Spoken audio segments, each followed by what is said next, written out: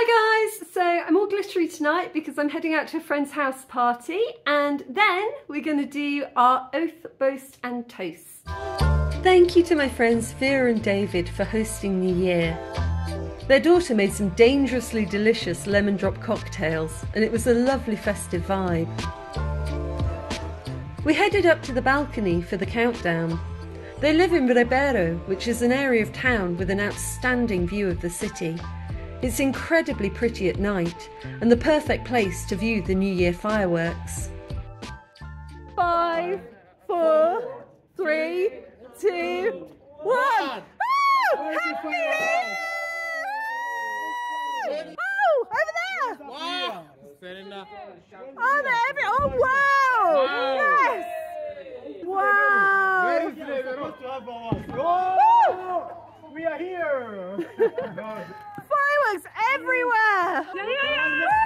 We got a perfect view of the fireworks going off in Nhamirambo, the centre of town, and at Ribeiro Cinema.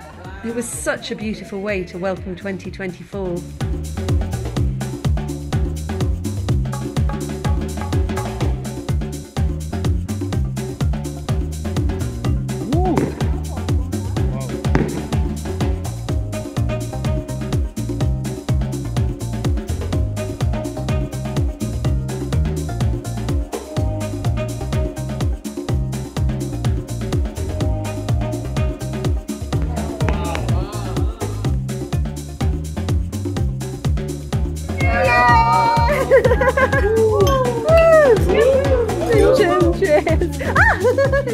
So I've just got home from the New Year's celebration. It's about 1:30 in the morning, I guess.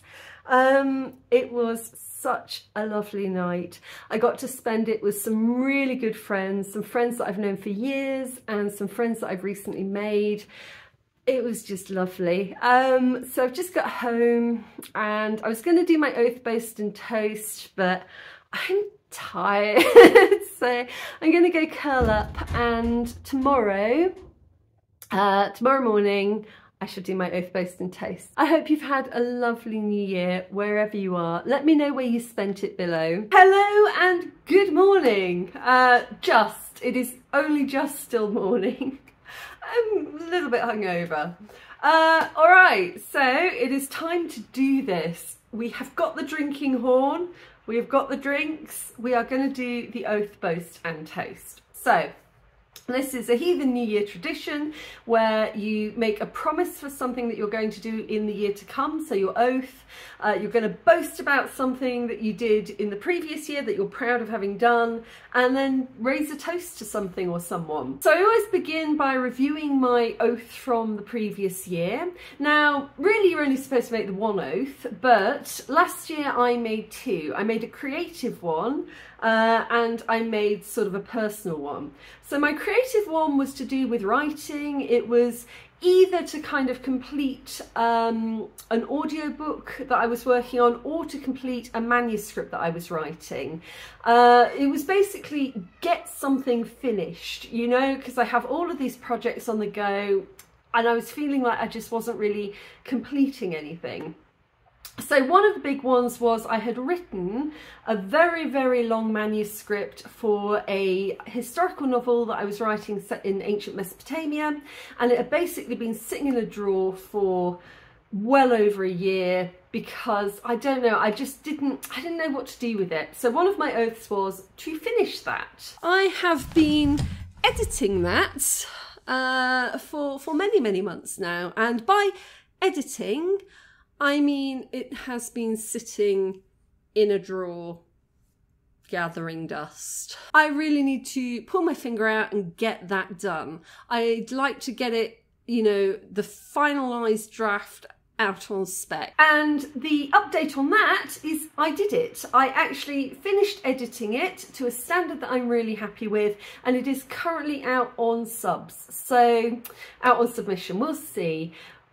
It might get somewhere, it might not get somewhere, you never know, you roll the dice. And if it doesn't, I will probably release it as a personal project, just because I am actually quite proud of it now. I am quite happy with it, so that's cool. And then I made a second one which was to go travelling, is to go on a walkabout. So this was actually the second year that I'd made this one, because I tried before and I just didn't quite get there. But I have some really good friends in the south of France, Rory and Martine, and I hadn't seen them for a really long time, and I just really wanted to go and see them. So I thought that would be a great opportunity to have a little bit of a wander, see a bit of Europe, you know, possibly I said go down to Spain to see my friend Maya there, and just get out of town for a bit, go and see something new, do something new. I desperately want to go on a little European walkabout. I've been threatening this for a few years, just before COVID hit, and so then wasn't able to do it. But I want to go to The Hague to visit my cousin Tamzin.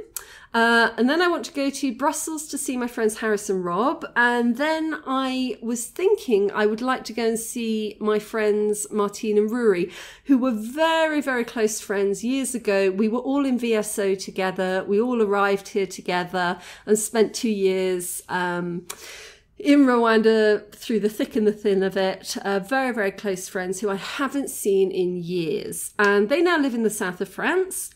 I've never been to the south of France, and I haven't been on a train in years and years and years.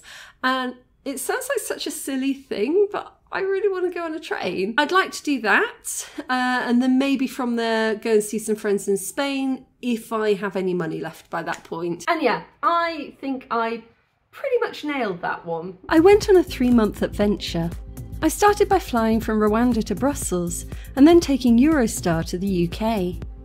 Whilst in the UK, I attended a Masonic ball, which involved trying on a lot of dresses.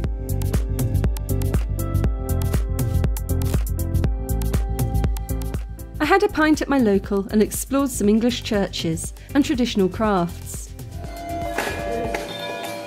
Then it was on to The Hague with my cousin, where we hung out on the beach, looked at weird sculptures, and drank beer. Next, I took a bus down to Brussels, where I explored chocolate, beautiful architecture, crazy graffiti, and rude pastries. There was also a stunning piano collection and a Van Gogh exhibition. From there, I crossed into France on a train bound for Lyon, where I discovered a sumptuous golden basilica, Our Lady of Africa, a stunning Roman amphitheatre, and a really creepy museum full of marionettes. I continued my train journey south to Narbonne to reunite with an old friend. Cake was involved. We looked at Roman artefacts, wandered around the expansive market, and there was even a day at the beach.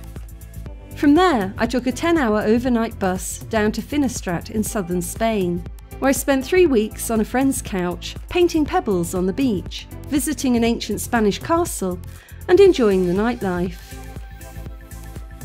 We also indulged our love of urbex, visiting a creepy abandoned house that unlocked itself at night, and an abandoned children's tuberculosis sanatorium, among other creepy places.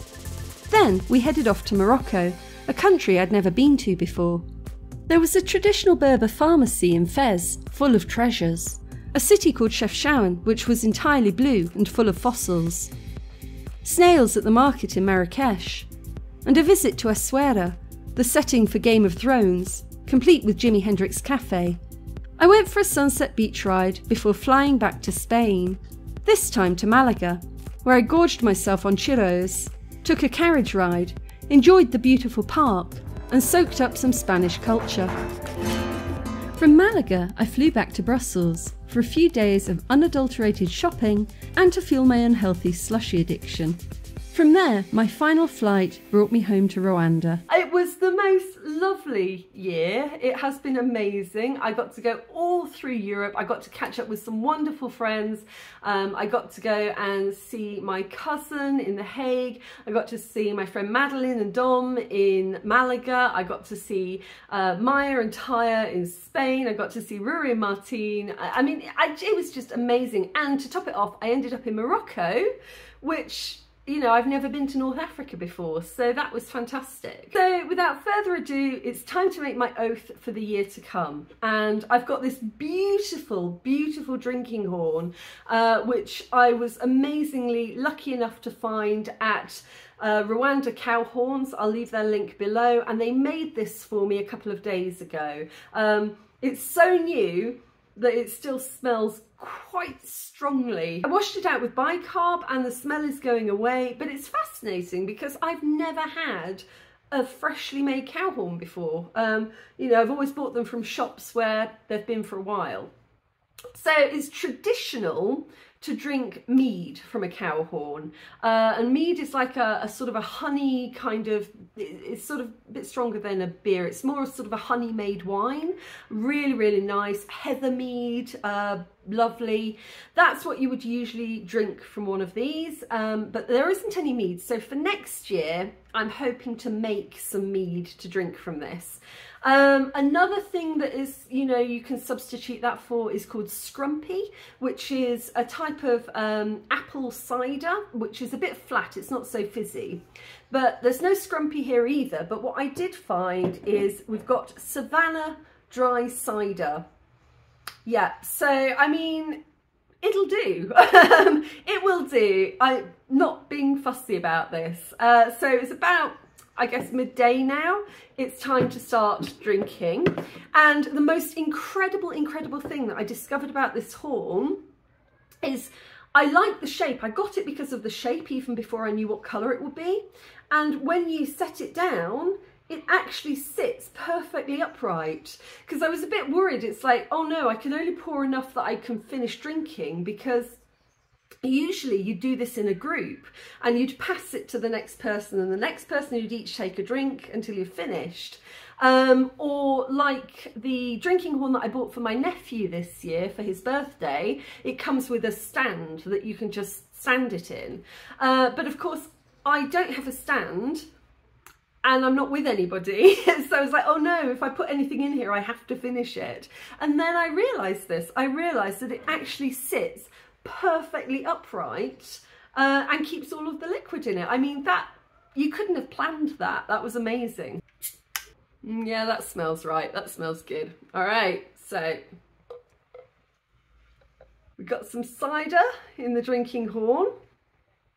All right, so again, I mean, you're only really supposed to make like one oath, but I think I'm going to do two again, because I was thinking about it and I like this idea of having one creative sort of thing related to writing and one kind of personal goal just related to me.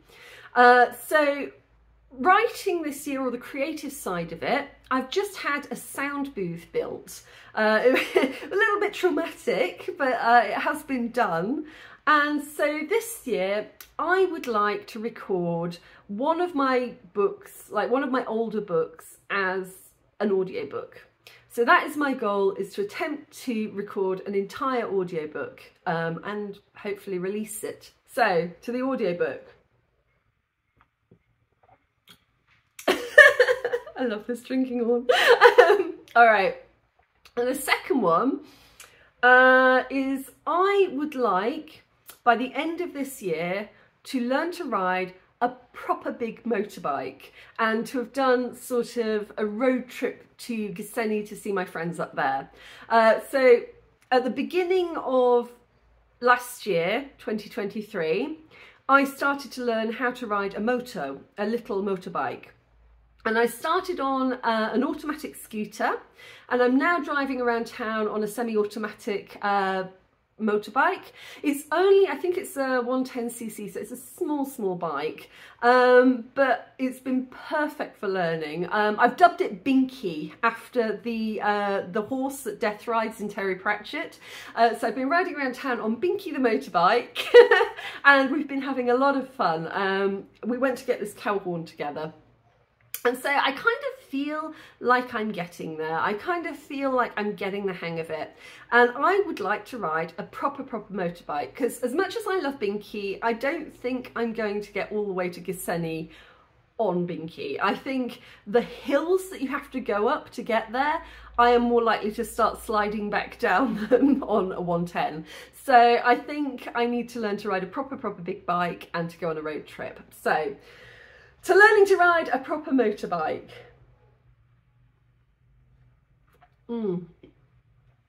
Okay. All right, so that's my oath for the year. Both of them. Both of my oaths before my boast. That's not easy to say. Okay, so my boast for this year is an easy one, So what I was really proud of having done this year is related to the travel that I went on, is I ended up in Morocco and I knocked one of the things off my bucket list that I've always wanted to do. I've always wanted to ride a horse down a beach at sunset and never done it. I've ridden a lot of horses, but never on a beach and never at sunset. And it was just something I always wanted to do. So I found myself in Essaouira, which is on the Atlantic coast in Morocco, and they have the most amazing horse riding stable there. And so I went for one horse ride just to feel it out and see how I was gonna do, because I hadn't been riding in about 10 years. And then I went back for a proper 2-hour horse ride down the beach, and it was amazing. It was brilliant. So I'm so proud of having ridden a horse down a beach at sunset. Oh, gassy. Okay, so to wrap this up, my toast this year. My toast this year has got to go to my 2 girl cats, Sophie and Sen, who have had a really tough end to this year. So Sen broke her leg. We don't know how. She ended up down the vets, and she spent about, 3, 4, 5 weeks in a tiny little cage whilst her leg's been healing. It's been really tough, but she's just been going like a trooper. She's really been an amazing cat. All the staff love her. She's recovering really well. So, you know, ouch. And the second one that I will talk about in another video, because I haven't told you about this yet, but one of my other cats, my other girl cat, Sophie, turned out to need some real heavy duty dental work done, and that has also been a lot to deal with. So both of my girl cats, Sophie and Sen, have just been so strong at the end of this year. I mean, as cats go, they are just the best. And so I'm gonna toast to their recovery, to Sophie and Sen, and a speedy recovery and a long life ahead. So to Sophie and Sen. All right, so that's my oath, boast and toast for the year. Let me know below what yours are. Let me know what you're gonna do this year. Let me know what you're proud of having done last year, and raise a toast to something or someone that you love. All right, I'll see you in the next video. Happy 2024.